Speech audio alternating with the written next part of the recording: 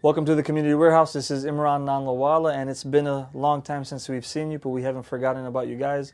And I'm joined by my co-host, Habib Qari. Habib, how you doing? Doing well, doing well. So let's go straight to it since it's been a while. But wanted to ask you a question. With your many years, decades in education, as an educational leader, oftentimes you hear, and I'm not saying you hear, but I've heard parents complain about maybe something that the kids are picking up at school, whether it be public or private. Very seldom do we talk about maybe what kids, and by extension the families, are bringing into the school. And by that I mean, for example, if the school is living by a certain set of values, but you have kids who are exposed to bad language, certain types of music, certain type of acceptable behaviors and norms, how does that impact and affect the school? And is that even an appropriate question to ask? No, I think it's a great question. First and foremost, we have to realize it's like any private school, and especially like an Islamic school.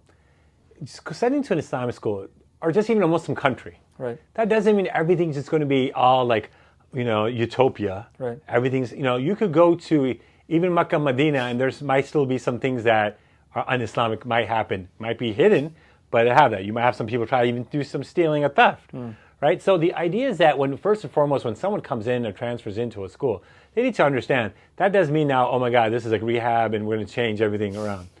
But what you're trying to do is you're trying to provide an environment where you could have some areas of ease in practicing your faith, or reminding you of concepts to get closer to God, to Allah subhanahu wa ta'ala. But as many kids come in and you have a school of 400, 500, that also means we have a school and they could provide some information and experience and tarbiyah and some experiential learning. But then that means there's also stuff coming from home. A lot of our development, our akhlaq, majority of the time, character, comes from children.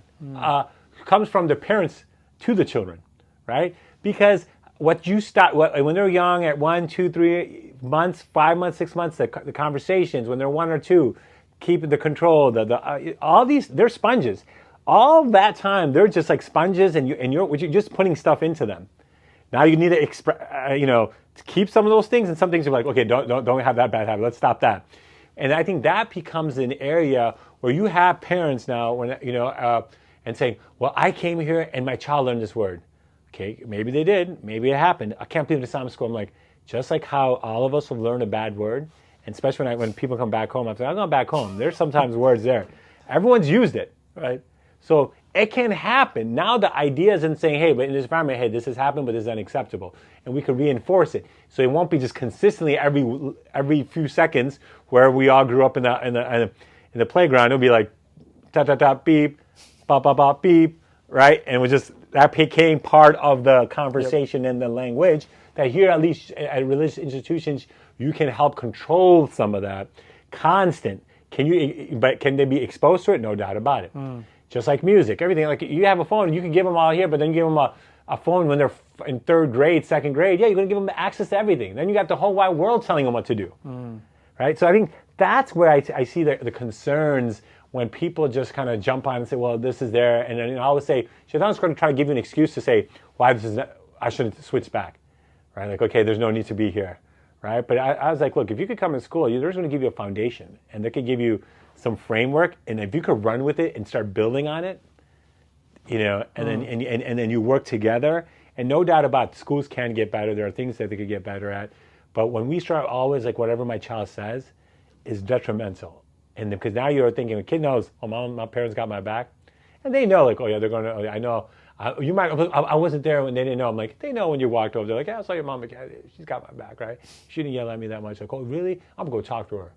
Right? These comments, you have to realize they're not really helping. That's interesting, because just the flashback I had was, I remember one time I was coaching 8th grade basketball. This is as I was a freshman in college. And one of the kids was refusing to practice hard. So we kind of got on him. We were like, come on, you got to move, stop being lazy. And he got the green light. He's like, I'm going to go tell my mom. He was very confident that he could go tell his mom. There was no fear of any repercussion. So one thing that you mentioned that was very beneficial was, most of how the kids are comes from what they see at home. Now, what do you think about this example, right? So I've been working with this high-level basketball program in Texas, but because there's this connection that it's not a recreation or intramural basketball program, but it's a high-level program where kids wind up going to getting college scholarships. Nice. You see the parents tolerate so much more from the coaches, right? Where the coaches can be very direct, maybe even use foul language. Not saying that these ones do, but the coaches are able to impart the values and the philosophies they want because there's already that buy-in from the parents.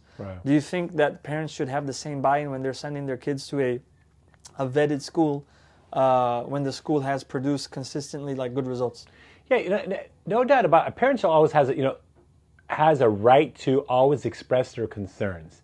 They have a right to.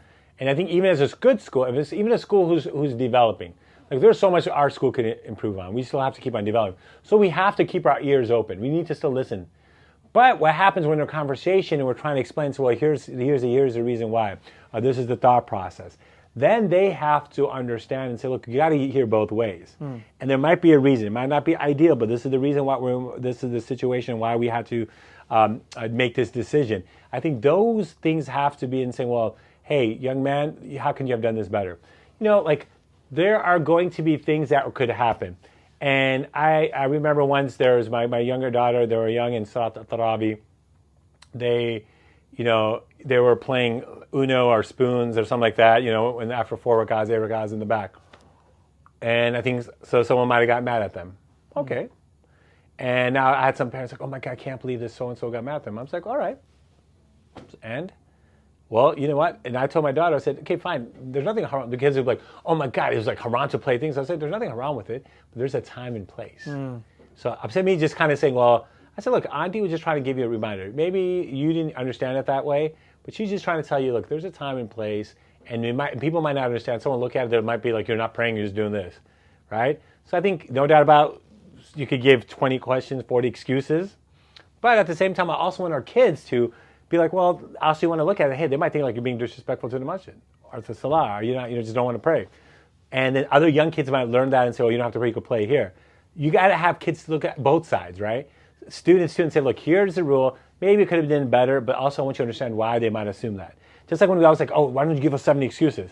I understand that, but at the same time, do you put yourself, as my mom always said, if you want to hang out with guys who are smoking, and someone drives by and say, well, and they say, hey, your son was smoking, and I usually I know, I'm like, well, you were around people, and if it's all puff, they don't know the difference if you were just there. There happens, like you come out of high school again, some guys are smoking, you're just talking to them, and if someone passes by, and it just you see the puff, you're gonna be like, so you have to think to yourself, okay, did I put myself in a situation that people perceive?